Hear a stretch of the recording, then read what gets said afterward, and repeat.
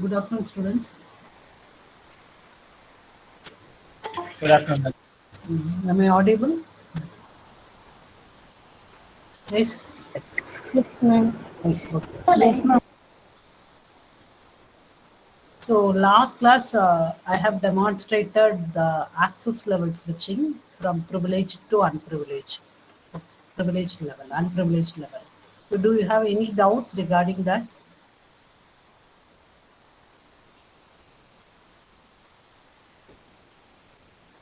Do you have any doubts?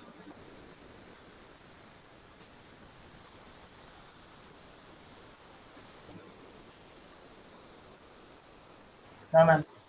No? Okay. Have you understood that demonstration? Yes.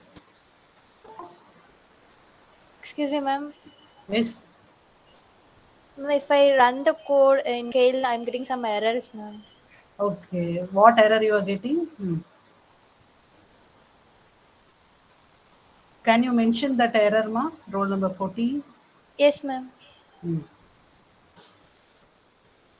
Ma'am, like last line of file ends without a new line. It comes like that, ma'am. Okay, just you send me the code through WhatsApp. I will go through and I will clarify your doubts. Okay. Okay, Okay, ma'am. ma. I will post the code Okay. in the Google Classroom. Just you try it out. If you are not able to get the output, I will show the output in the Thursday class during our offline class. Okay. Is that okay? Okay, ma'am. Okay. Yes, ma'am. Shall we start the next topic?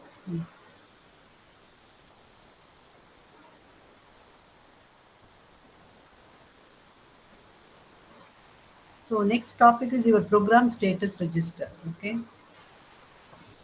As I have mentioned earlier, so it is composed of three register. One is the application program status register, and second one is the interrupt program status register, and third one is the execution program status register. So these all three register can be combined in a single register and referred as XPSR.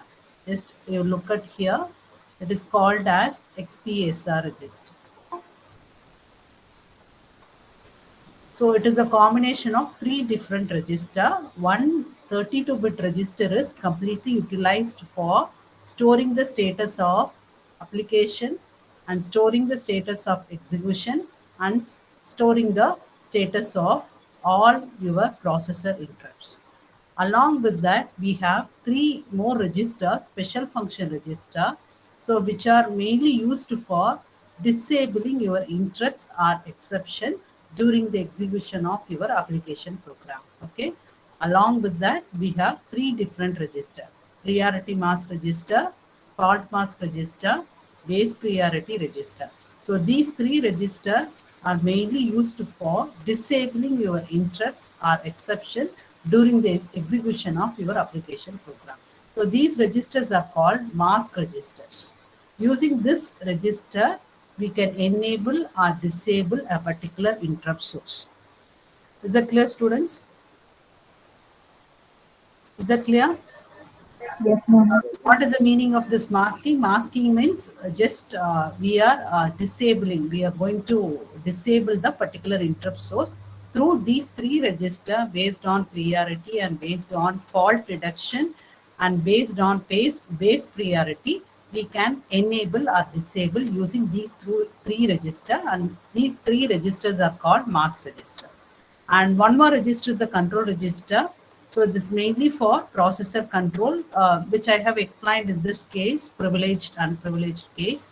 So mainly we are focusing on these two bits, 0 and 1. One is for moving the processor from privileged level to unprivileged level. So default mode is the privilege. If you want to move the processor from privileged to unprivileged mode, you have to fix this bit as 1. You have to make this bit as 1. And one more thing is this bit 0 is for your stack pointer selection. Default selection is MSB. Suppose if the bit is 0, your main stack pointer will be selected. MSB will be selected. If the bit is 1, your processor stack pointer will be selected. So this control register is mainly for controlling the processor activity through these 2 bits. We are not utilizing remaining bits. Only we are focusing on 0 and 1. 0 is bit 0 is for moving the processor from privileged to unprivileged, and this is for your stack selection. So these are the special function registers available in your ARM Cortex M4. Okay. So this class we are going to concentrate this APSR. Okay. So this is the complete bit assignment for your APSR, IPSR, and EPSR. Okay. So your APSR register reflects the all your flag status, that is negative flag status, zero flag status, carry, overflow, and saturation. These bits are not utilized. Okay. So these bits are not utilized by APSR register, and this is for conditional attribute, greater than equal conditional attributes. So ARM Cortex M processor has special feature. Using that feature, we can incorporate conditional attribute in the assembly instruction. So that conditional attribute status will be updated in the 16 to 19. So this is about our APSR. And IPSR, we have 8 bits from 0 to 7 for storing the exception number. So this number indicates which exception the processor handling. So which interrupt the processor handling. That status, that number will be updated in IPSR register. Is it clear, students? Are you able to follow? Yes. So EPSR, we have 2 options. One is the ICI bar IT and another option is the T state. Okay. So first I will explain this T state. So thumb state always 1. This bit is always 1. We cannot modify this particular bit because your ARM Cortex M processor supports thumb related instruction. It follows thumb 2 technology. So this bit is always 1. We cannot configure this bit. Suppose if you are trying to clear this bit, will cause a fault exception error. Please note it down. You cannot rewrite the bit status. So it will, suppose if you are trying to modify this particular thing, the fault exception will be raised. You cannot, which means you cannot execute that particular code. Okay. And coming to this ICI bar IT. So this 25 to 26 and 10 to 50 bits are completely utilized for ICI bar IT. So ICI means interrupt continuable instruction. Please note it down. Interrupt continuable instruction. ICI means interrupt continuable instruction. IT means if then instruction. So if then instruction status bits for conditional execution. So ICI is for interrupt continuable instruction. It will hold the status of interrupt flags. IT means conditional flag. It will hold the status of conditional flag. So these two, that is 25 to 26, 10 to 15, it utilized either for ICI or IT. I will explain that later, okay? Just you note down the meaning of each bit assignment, okay? So this is the complete bit assignment for XPSR register, which includes APSR, IPSR, EPSR, okay? So APSR means these bits, your flag and along with conditional attribute, okay? Interrupt processor status status register means which includes this exception. And EPSR illustrates this ICI or IT and thumb state and ICI bar IT. So this is the complete bit structure for XPSR register. So this 16, that is 32-bit single register, can be utilized for storing the status of APSR, IPSR, and APSR. Okay, and these registers can be accessed by using MRS and MSR instruction. So this register is a readable and writable register. We can modify the register content by performing read operation, that is by performing write operation, and also we can read the status of this particular register. So it is readable and writable register. You can read the status of individual bits, and also you can modify the individual bit assignments. So please note down this MSR detail. So MSR means move to register from special function register. So this is the special function register. Using this instruction, we can transfer the content of APSR to R0. After execution, your R0 holds the APSR status. For reading the APSR, you should use this instruction, MRS instruction. Ma'am, what does MRS stand for, ma'am? Move to register from special function register. Move to register, please note it down. Move to register from special function register. Your special function register is nothing but APSR, IPSR, and EPSR. Okay. So MSR is different. There is a reverse operation. Move from special function register to register. So you must use these two instructions to read the special function register and also write the special function register. For complete PSR reading, you can use this syntax: PSR to R0, okay, and PSR to. Is that clear? Ma'am? Yes. Yes. Ma'am, so the function of both MRS and MSR is the same, ma'am. No. Here the direction is reverse. Just I made a mistake here. R0 to APSR. Huh? R0 to PSR. From register to special function register. Register to special function register. Okay. Here special function register to register. Is that clear, Bharati? Yes, ma'am. Yes, ma'am. Ma'am, MRS can only read, ma'am, or it can read and write both, ma'am.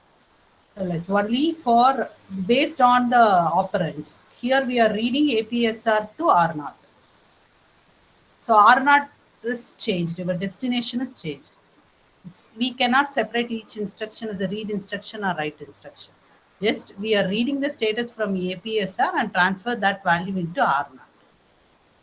And using this register, using this instruction, we can modify the PSR register content. We can write the data into APSR register. Just using this R0. R0 or value which you can move that 32-bit value into APSR register so that your APSR register content will be changed. So that operation is the write operation. Okay. And this is the read operation. Okay, ma'am. Okay.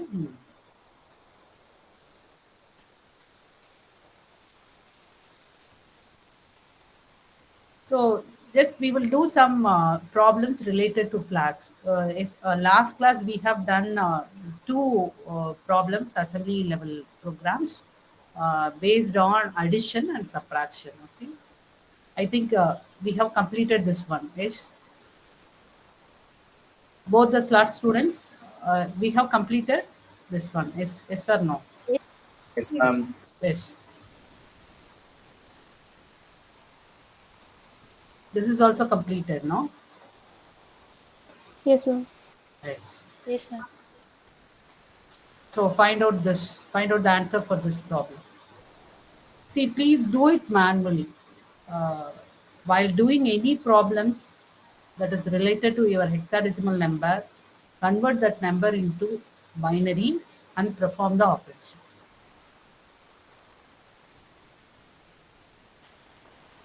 Just don't write the answer alone in your exams, okay? You have to represent the internal operation of your microprocessor. Otherwise, you will not get 2 marks for particular this type of problems, okay? You have to describe entire internal operation of your processor. So what is the status of zero flag here? What subtraction S will do?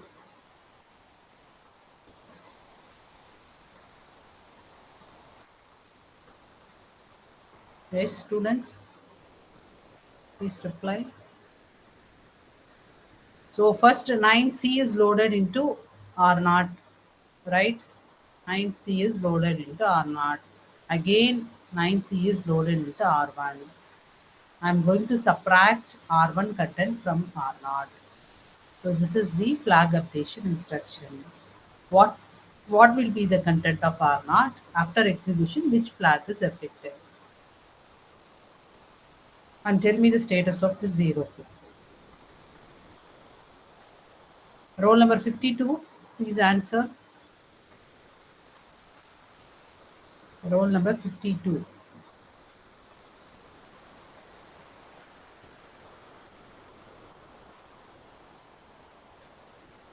Zero flag, ma'am. Zero flag. Zero Ma'am? flag is yes, yes. Zero flag is set or reset. Zero flag holds 1 or 0. 1, ma'am. 1. What is the value in R0 after execution? 0. 0, ma'am. Nice. So subtracting 9C from 9C, you will get 0. Okay. After subtraction, it will do some 2's complement operation. That case, your carry will be complemented. That is inverter.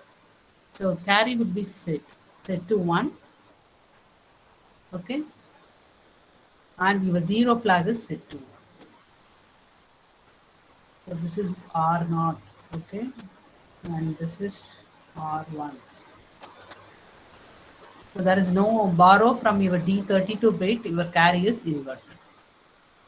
Generally, it will do 2's complement subtraction. After subtraction, every subtraction operation, your carry is inverted. No? So, because 9C minus 9C, so your R1 is not bigger than R2. R0 is not bigger than R1. Wrong to mention. So, your carry is set to 1 here. Okay.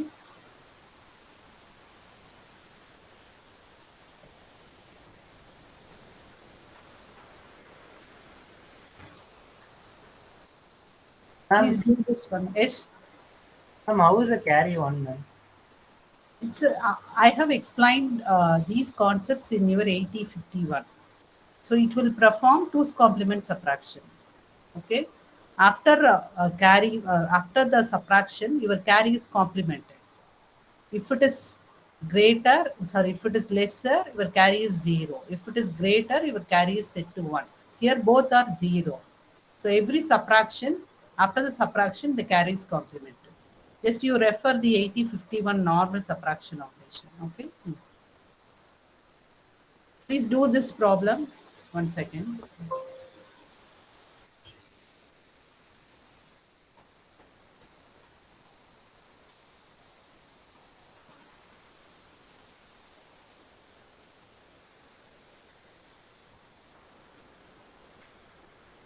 To do this one.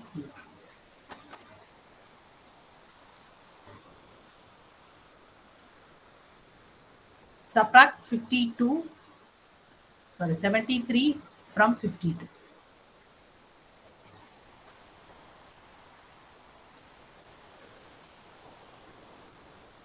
Show the status of zero flag.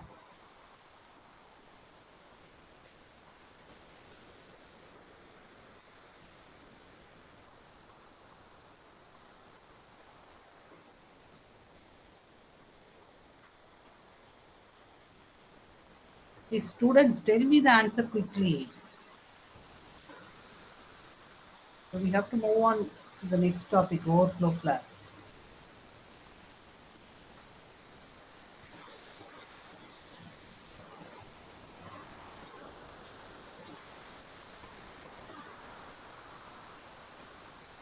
So what is the operation of this instruction? Subtract S. R0 minus R1 or R1 minus R0? R0 minus R1. R0 minus R1. 52 minus 73. Perform the operation. Find out the zero flag status. Zero flag is zero. Zero ma'am. flag is Zero reset. flag is reset. So here, according to the condition, we are subtracting bigger number from the smaller. Okay, 52 minus 73 or 73 minus 52. 52 minus 73. Okay, so 0 is set to 1. Okay, and carry is 0. R1 is bigger than R0. So there is a borrow from the D32. So your carry is inverted. So carry is 0. And the answer is DF. All of you getting this answer? Yes? Yes, ma'am. Yes, ma'am.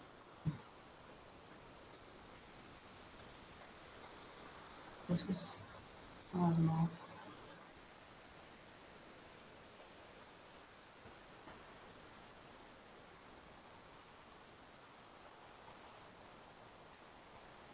And do this one. Subtract 23 from A5. Find out the answer.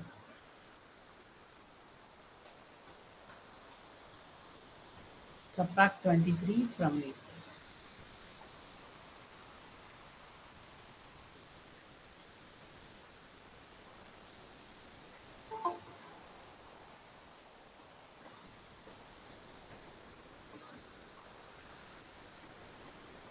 Zero flag is reset.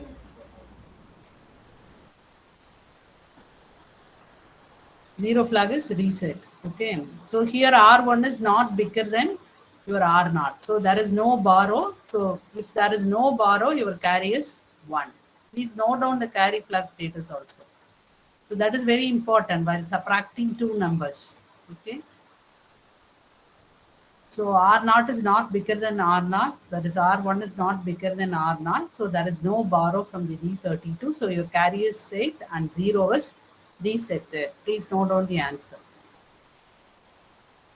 For 2's complement subtraction, please refer 8051 notes. Okay.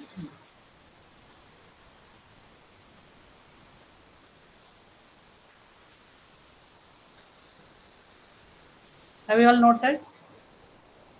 Yes. Yes, ma'am. Okay. So moving on to signed numbers, because your overflow flag status will be updated based on signed number commutations. Okay.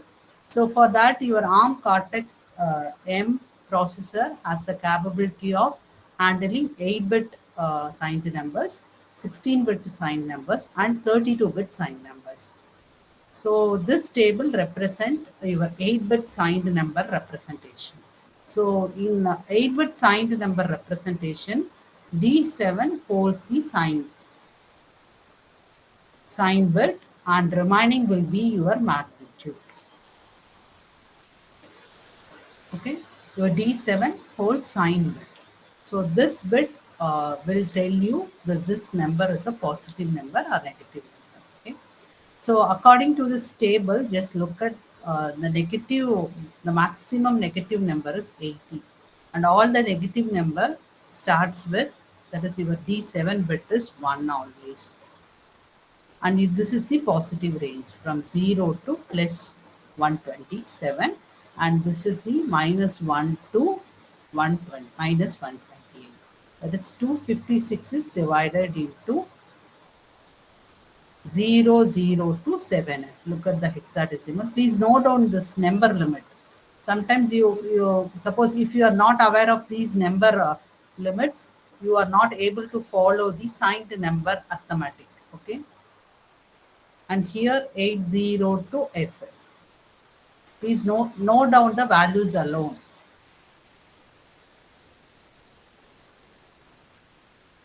So entire 256 is divided into 0, 0 to 7f and 82 ff. 82 ff are under negative range and 0, 0 to 7f under positive range. So your 51 follows this format, 8-bit signed numbers. Okay. So next one is the 16-bit signed numbers. So look at the table. So this is your positive range of numbers. There is 0, 0, 0 to 7 triple. Just extension. 0, 0 to 7 means remaining 2 Fs.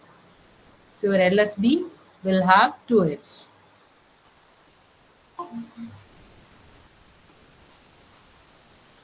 And 800 to FF.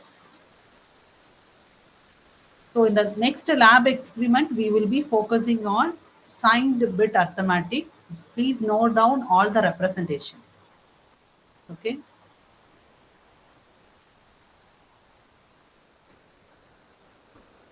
(800) to FF and D15 holds the signed bit. Suppose if D15 is 1, the number is a negative number, otherwise a positive number.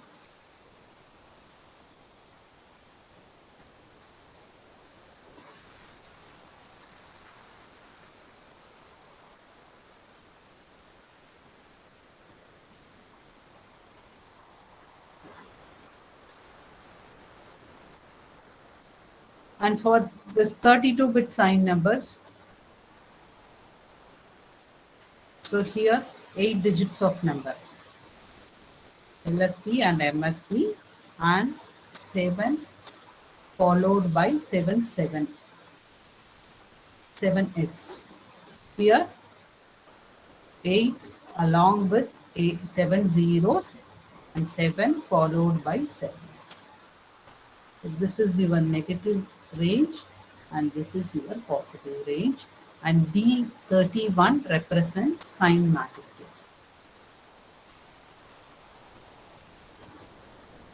Please note down the decimal number limit also.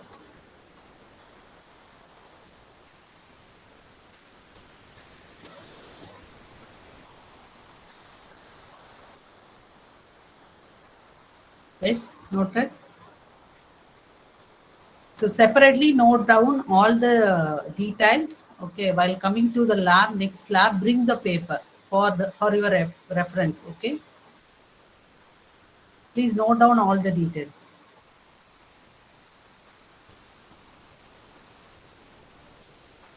So first I will explain the simple signed addition. Okay. So what is the first instruction? So R5 is loaded into, sorry, F5 is loaded into R1. So this number is a positive number or negative number? Please tell me.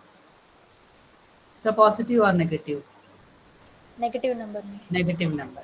Again, I am loading this 07 into R2. So this number is a positive or negative? Positive. Positive number. Positive. So I am going to add positive negative number with one positive number. If the provided, if your processor is performing signed arithmetic. Okay. Suppose if your processor is performing unsigned arithmetic, these two numbers are considered as a unsigned numbers. Okay. So I'm going to add these two numbers. Okay. So for first, we will concentrate this unsigned number arithmetic. Okay. For FT, the decimal equivalent is 245. Okay. For 7, same number, decimal number. So if your processor performs unsigned arithmetic, okay, so 245 is added with 7, you will get 257. So after the addition, your R3 holds this 252. Okay. Suppose if your processor performs signed number arithmetic, there is signed arithmetic, okay. For F5, it has to identify the value, okay. For F5, the decimal equivalent is minus 11. Just you put it in the calculator.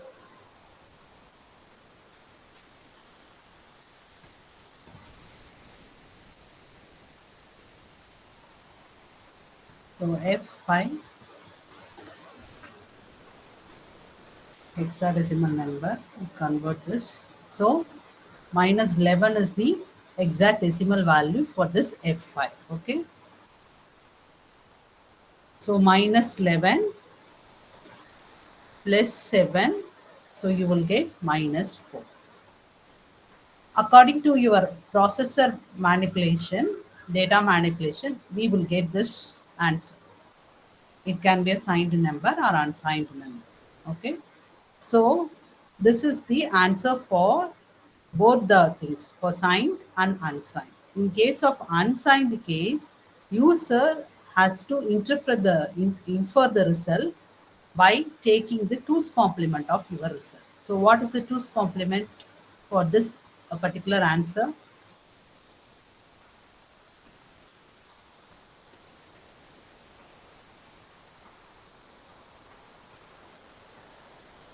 What is the answer? 2's complement answer. 0, 0, 0, 0, 0, 0, 1, 1, 1, 04, ma'am. 0, 4. Okay. 0, 0, 1, 0, 0, 0, 0, 0. So answer is 0. So we will get minus 4. Result is in 2's complement notation. Okay. So in this way, we can infer the results using your signed numbers or unsigned numbers. Okay. So this answer is for unsigned arithmetic, and this is for signed arithmetic. Okay. So what is this is FC? No, just you put it in the calculator, find out the answer.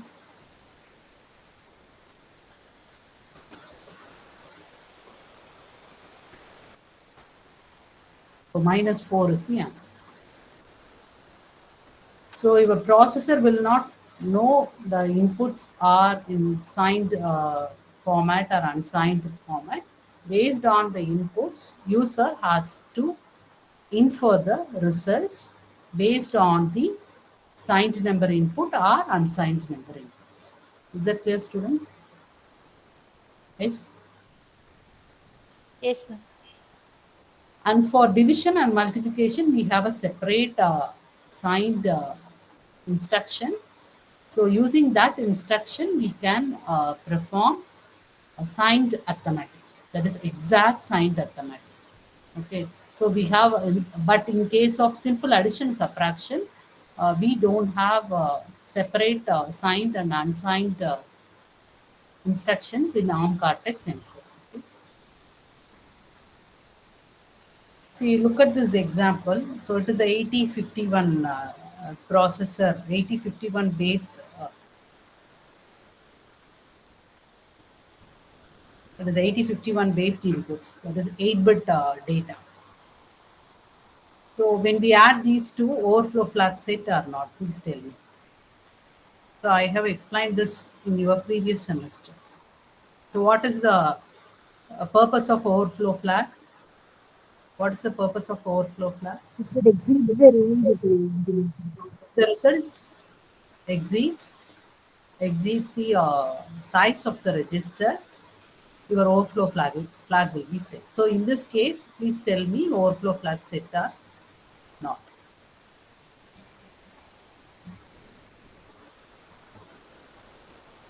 Set, So this ma'am. is fixed. What is the reason? Ma'am, there is a carry from D6 to D7. So what is the and no carry from condition? D7. Actually, you have to follow the condition. Just you have to trace whether the carry from D6 to D7 and no carry out of D7. Okay, and also there is a carry. You have to check the second condition, the carry from D7 out or no carry from D6 to D7. Okay, so here I'm going to add these two decimal numbers, 96 plus 70. So what is the answer? Just do the normal mathematical operation. Adding these two, what is the answer? Decimal answer.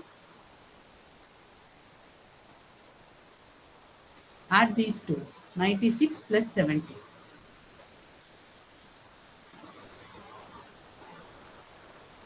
Tell me the answer. In decimal 166. Decimal 166. But your processor generates this result. What is the reason? It generates some error data and overflow flag is set to 1 to indicate there is a overflow. What is the reason? It exceeds the range, ma'am. Yes, just you have to refer this table. For that, you have to refer this table. What is the output? Output is 166. So your processor is able to handle the values between minus 128 to plus 127 in case of signed numbers. So this result is the exceeded result. Your register cannot hold this value. For that case, your overflow flag set to 1. Is that clear, students? I am adding two positive number. At the end, I get negative number here. So your processor generates some error data because of this overflow flag. I'm adding two sign numbers. So 166 is the exceeded value. So your processor is not able to perform the operation. It will generate some error data and overflow flag is set to indicate that there is an overflow and the result should be corrected. We will get the wrong result, so the result should be correct. Is it clear, students? But we are supposed to get this A6, but we are getting this 90. So for that, you need to check the status of overflow. Is that clear? Yes, ma'am. Yes, Okay. ma'am. So for that, in order to overcome this problem, you have to choose the proper type for variables. Suppose if the number is a 32-bit number, you have to choose the 32-bit character type. Okay. If the value is in between 256, 0 to 256, for that you have to choose int. Okay. So you have to initialize the data very carefully while programming your ARM Cortex M processors. Okay. Just look at this example and just infer this, observe the result and tell me the overflow flag status, whether it is set or reset. So this is the condition, okay? For 32-bit operation, this is the condition. There is a carry from D30 to D31 and no carry out of D31. And another condition is just vice versa. There is a carry from D31st out and no carry from D30 to D31st. So here they are adding two positive numbers, but they get negative number. So what is the reason?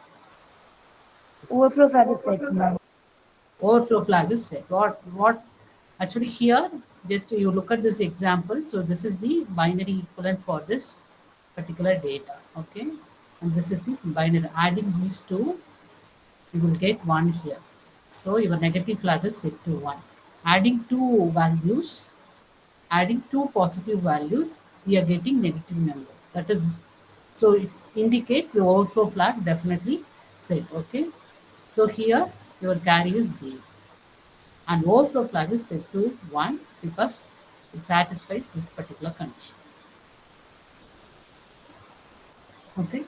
So in this case, just you look at this, adding these two, we are supposed to get this one, 8203 CA9F, but we are getting this number. Okay. So for decimal equivalent number is, for this one is 812865. So this number value is exceeded. Just you look at this 32-bit table, the value is exceeded because it supports the value from 214483647. So in that case, our overflow flag will be set to no. Is it clear, students? Yes, Yes. Please note down the answer. So next class we will see about the remaining special function registers. Answer your attendance. Roll number 1, 1 present, ma'am. 2, 2 present, ma'am. 3, 3 present, ma'am. 4, 4 present, ma'am. 5, 6, 5 present, ma'am. 7, 6 present, ma'am. 8, 7 present, ma'am. 8, roll number 8 present. Now, okay, 9, 9 10, present, ma'am.